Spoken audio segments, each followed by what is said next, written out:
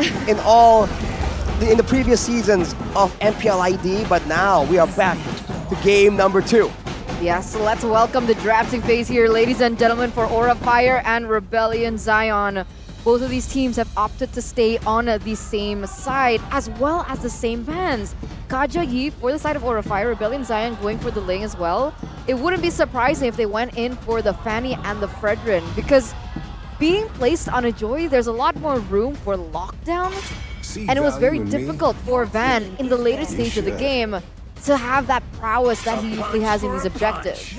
I think it's a bit weird going up against Aura, because with such a reliable retribution, it's almost as if the prio picks for Van are these fighters that can stay in the fight. They can just shrug off the damage, especially in the early game. So I think it's a great move from Coach Chico to try and respect some of these picks, just in case, right? But the Paquito now banned away still by the side of Aura. Not a lot of difference. Maybe we'll see in the picks and in the second phase. Same exact bans from both these teams. But there you go, the change. The Valentina pickup for the side of Aura Fire. For Facehugger, a very creative mid laner. But will we see the Claude then now picked up by Rebellion Zion? We know Heis is a pretty good Claude himself, and securing the Claude with the Franco could work. Although, actually the synergy isn't too good there. Claude Franco.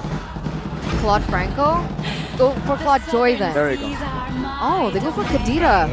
Kadita and Franco. Franco. Better synergy, yeah. Man, they're going in for full pickoffs. They're putting all their eggs there. Well, they want to go even more pickoffs, but this also means technically more ultimates for Facehugger to steal away with that IMU. So we'll see how this plays out. For Aura, the other issue earlier was the lack of frontliners, the lack of someone to take, in this case, the full combo coming in from this Kadita, as well as the suppression and the Iron Hook. So they go for this Grok right here, which is a great pick. It's still flexible as well if they want to move it around. And they have the Claude yet again, once more. Will Rebellion opt to go for the Beatrix to try and go for that same matchup, the same combo with even more pickup this time? It's tough to play a Beatrix here, man. I think a viable choice for the gold lane would be something like a 1-1, something that can survive the onslaught of dive that Aura Fire are presenting to Rebellion Zion. It's a big threat. They didn't get the chance to pick up the Claude, because honestly the Claude would be a good option here as well. With the mobility, that blink, you can escape and fend off from the big wild charge coming down. If it's not a 1-1, maybe just pick up a Martis first. Secure that trio mid to be a very oppressive one. But oh wow, they still go for the Beatrix. Oh, that is risky. That is dangerous. I mean, they're doubling down on this Beatrix pick. But on that note, Mirko, this brings up the issue of pickoff right now. Games keep going later and later in the Light of Dawn, and the later the game goes, the more pickoff has value. And that's why the Franco has been such a prio pick. Almost pick or ban right here, since Kaja is usually denied very, very early on. But now, with 2 pickoff heroes, and less crowd control technically, less fighters without the Grok available, what will Rebellion try and take in exchange for that?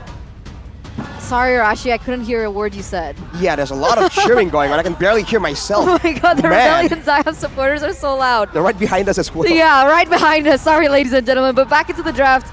I'm going to start with the Martis and the Baxia here being banned out. You mentioned that a Martis was a really good pick for Rebellion Zion into the draft of Aura Fire. The fact that he's able to survive through that CC. I'm hoping Mirko and Arashi can hear me. I can. I can. I think I got you. So what option do they have now? Rebellion Zion, are they trying to perhaps force Vincent on something like a Lancelot? Something like... I will choose my oh wait, but they go for the Arlet ban instead.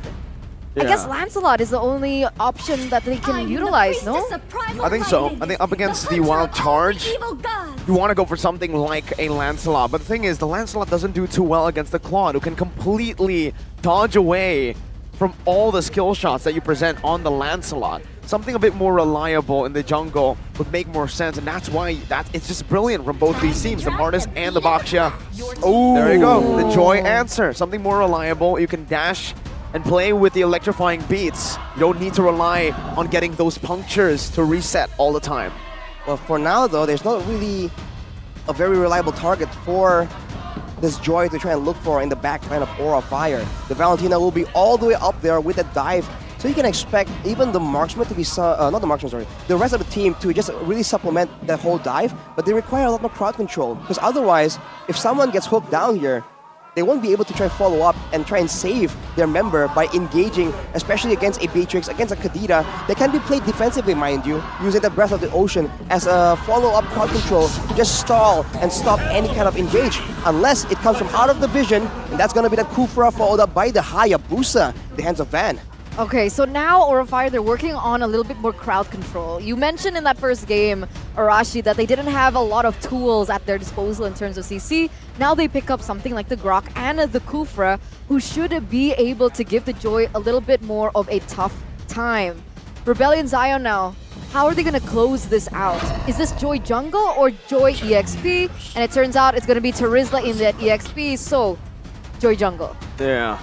And with this, there's a lot of winning conditions for both of these teams, but man, this is a bit more of an equal draft compared to game number 1 that was, I feel, very Rebellion Zion. This Beatrix is the main concern. If they can defend and if they can peel for the Beatrix, then they can win. But if the Beatrix gets caught, man, it's going to be a bad day for Highs. I think that's where the Terizla comes in super valuable right here. Anyone jumps in towards the Beatrix, you can expect a zoning penalty zone, and that usually is enough to stall any kind of aggression. So we'll see. It all depends on how fast the follow-up comes through. On the other hand, by the way, if the Kufra gets hit by the Iron Hook, or the Grok can cancel it with the Power of Nature, but if the Kufra has some more tenacity in his build, in his emblems, he can actually cancel out the Iron Hook. There's a bit of a trick that's being popularized on YouTube right now, so that could come into play very handy. Yeah, it's a keyword trick. Might come very handy in this matchup, the Kufra against the Franco. So let's see what the emblems they both have opted for, ladies and gentlemen, as we enter the second game of this series. Aura Fire once again going against Rebellion Zion.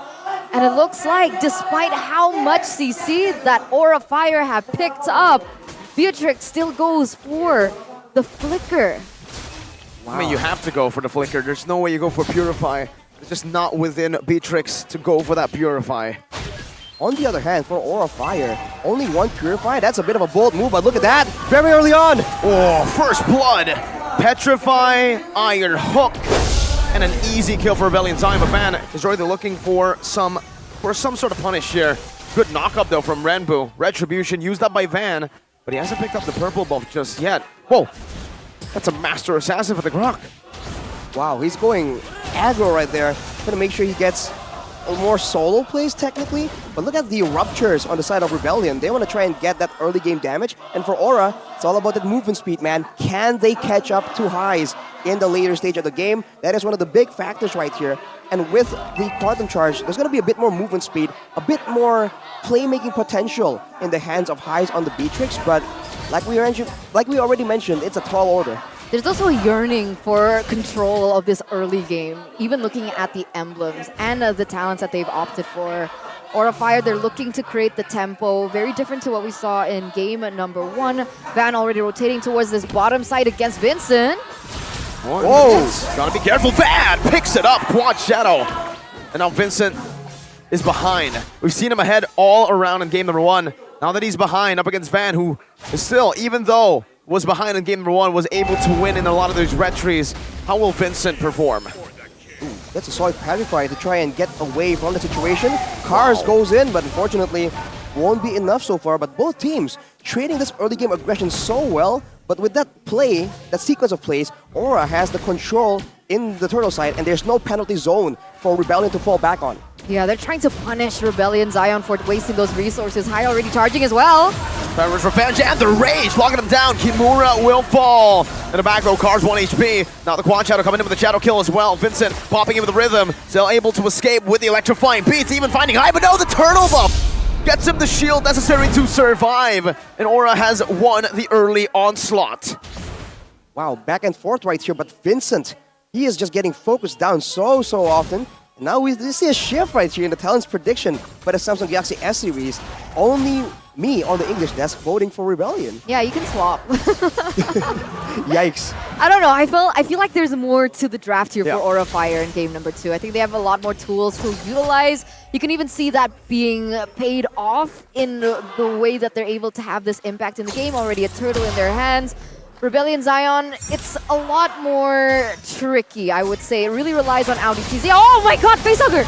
Bloody Hunt able to lock him down, but in the front as well. High will fall. That, oh, fade away. Basic attack from that Nibiru. Vincent's looking to chase him down, looking to go under the turret, but that's a bit too risky. He knows the risk. He doesn't want to take it. Renbu for High, though. I think that's a bit worth it. Oh, Audi now looking for the Iron Hook. Good BMI out. Yeah, I think it's still value for Aura, that trade.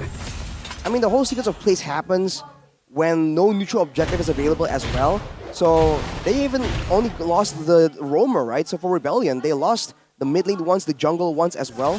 So far they're having more of a tough time trying to crack open the setup from Aura, and they can't really rely on Audi as reliably as they did in game number 1. So maybe, right, maybe this game is going to go in your direction, in your predictions, Eterna and Mirko.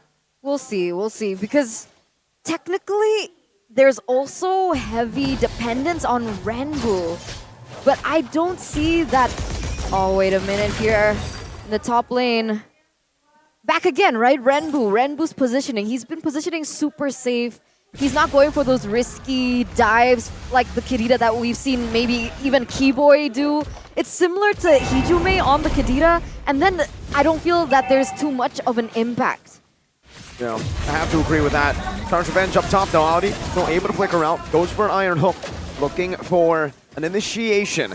But Aura Fire are taking it slow, taking their time here. Breath of the Ocean, only onto Kimura. Good targeting for Aura, just baiting that out. Kimura, they want all the resources to be spent on their frontliners, and that's exactly what they got in return of that dive early on. And now it's Aura Fire controlling the early game. Good punish by the Terizla down below, but Aura Fire will respond with a Charge Revenge up top. And an engage, good flicker, good reactions from Highs. Oh, Vincent, he wants to clear it though. He doesn't want to let this tower go in the top side, but look at this Kimura. Wild charge, that's a wall. Bloody Hunt coming down with the Breath of the Ocean, knocking Kimura up, but that's it. 1 kill over to Aura Fire. And they are in the lead comfortably now. No roamer, that means Audi will not have a say as to what happens next. Well, Cars has been left alone in the bot lane for a long time though. Tower secured, and now Vincent is able to clear the wave yet again. Unless he almost gets taken out, but no, he will survive. But look at the objectives, right? Rebellion, they're able to actually equalize in turrets. Not equalize, they get an advantage in turrets. And considering their picks right here, the Franco and the Kadita, that turret gap is going to be quite important the longer the game goes, especially with the next neutral objective. The audience prediction, though, by the Samsung Galaxy S series is going to rely, or, you know, it's going to side with Rebellion. Yeah, but this might be Aura Fire actually equalizing, being able to get that turret in the top lane. Might be good. Kars is saying otherwise, though. He's like, no, Aura, calm your horses. You're not going to get another objective. Stop in your tracks right there. Already at 1,700 gold lead here in the first 6 minutes of the game.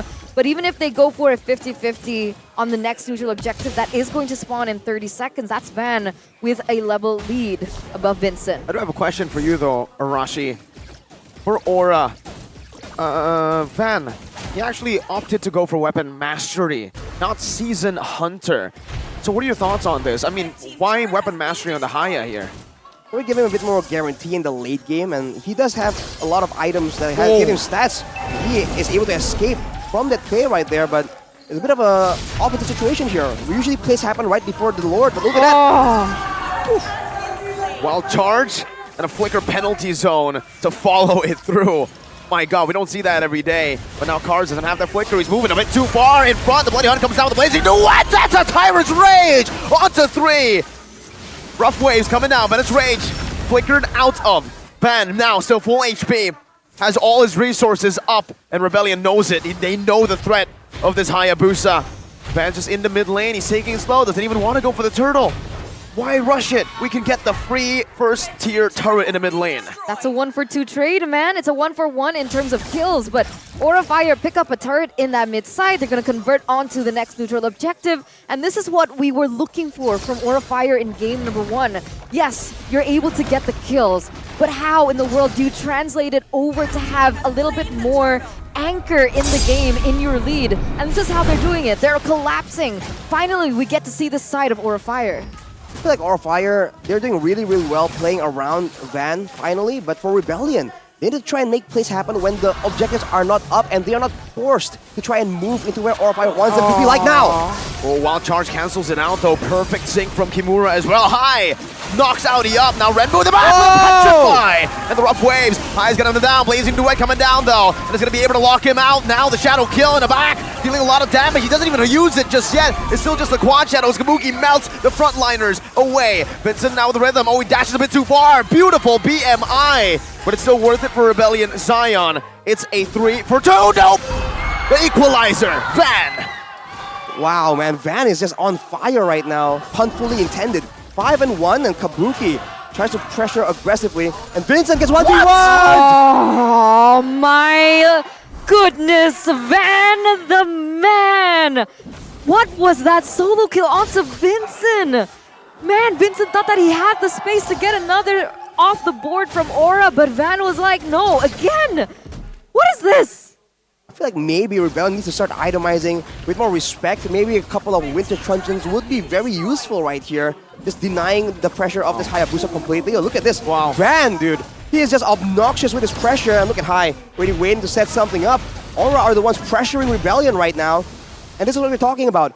Unless Aura can pressure Rebellion into a particular situation, a particular objective, they can't really get that advantage. For Rebellion, they need to try and make proactive movements when no objective is on the map. Free turret down below. Tier 2 taken out. And Kabuki's not even at risk of any pick-off, sort of pick-off. Rebellion can try their best to commit onto Kabuki, but that Purify grants him a get out of jail free card. Oh, Iron Hook. Kimura, Bloody Hunt, everything used up. This is not worth it. Onto the XP lane, I don't think so.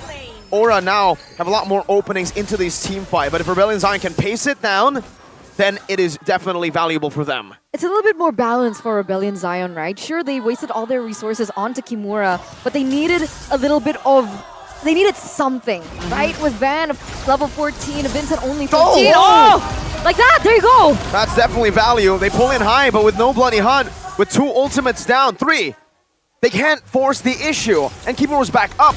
That's why I said earlier, that trade, 3 ultimates for 1 wild charge, technically. Now, oh my god, Shadow Kill. Quad Shadow back. Oh, Renbu with the rough waves. Petrify as well. Van able to survive. Van!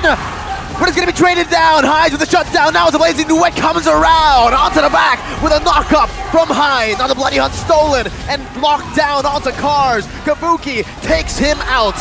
And it's a 4-for-1 for the Dragons. 4-for-1 for the Dragons, but without Van, they're unable to commit onto the Lord. It was a magnificent engage of symphonies and resources by Aura Fire, but they were only able to level it out. Vincent's still standing strong, trying to get the wave control there in the mid side. They want to get their own buff as well. Will Kimura get it? Oh no, he won't. Vincent's going to be able to get that purple buff still, but that's, again, back to 0 between both of these teams in the term of the Lord Dance. And that's very intense because Highest was able to get the shutdown onto Van, which is massive. But afterwards, they need to stop crowding like this. They got caught in the Blazing Duet Wild Charge combo, and Cars is just nowhere available to try and stave off the aggression. All it easy though goes for another pick off. But it's Rage again. Kimura getting picked off on the croc by Franco again.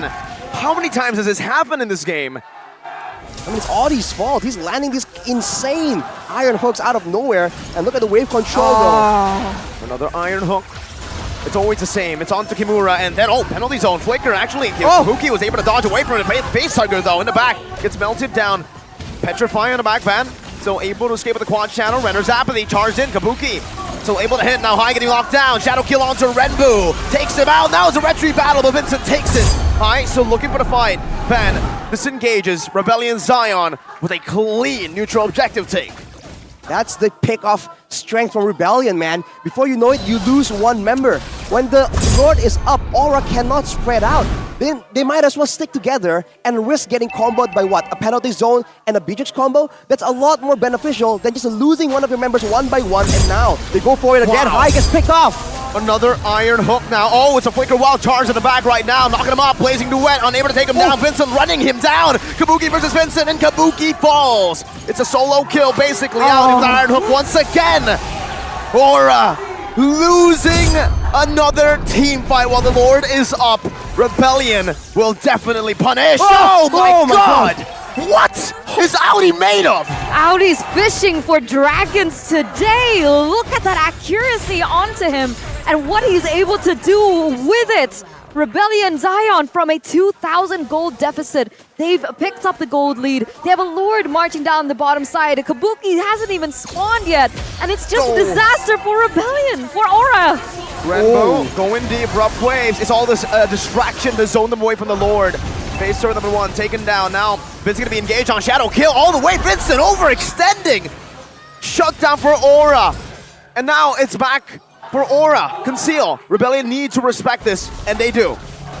Yeah, Aura definitely wants to try and extend that fight even more, knowing that Vincent is no longer in the vicinity. But man, for Aura, now you're seeing that the limits of the Hayabusa, Winter Truncheons, Wind of Natures available on the side of Rebellion that just swings the tides in their favor. Along with that, of course, the Iron Hooks from Audi TZ is just insane, and Aura needs to try and find a way to circumvent that for sure. With 2 base turrets down, now there's going to be pressure in two of the lanes. One can be managed by Rebellion, and they have the chance to pull apart Aura from each other and deny them the chance to go for those big combos. This is where Aura needs to find a huge moment to turn this around. It's going to be with the next Lord for sure. Yeah, they definitely need to as well. The fact that if they do split off, Rebellion Zion are usually 1 or 2 steps ahead. Getting the right hooks at the right time, Audi TZ especially. It's difficult, right? Because Aura Fire, they want to be able to utilize their composition. They want to be able to utilize the fact that they have a Hayabusa, they have a Claude who can easily push into those side lanes. But look at Rebellion Zion going in for another. No way! How does he keep doing it? Another one for Audi TZ. Rebellion Zion's trump card reveals itself in the late game.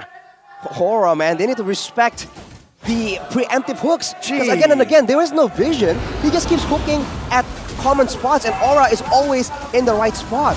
Unless they're grouped up together, they cannot be staying in these situations. They have to control the waves and move as 5. Now without the Kufra, there's no chance they go for this. Well, maybe they do. Kimura's opening up, Power of Nature, now wild charge on the 2 fan. Watch it win! It's gonna be Vincent who wins it though. Blazing Duet to the back right now, knocked up in the penalty zone, still able to use that Purify. And escape, Render's Apathy! Blocked by Facehugger. Rebellion wins the neutral objective, and they disengage.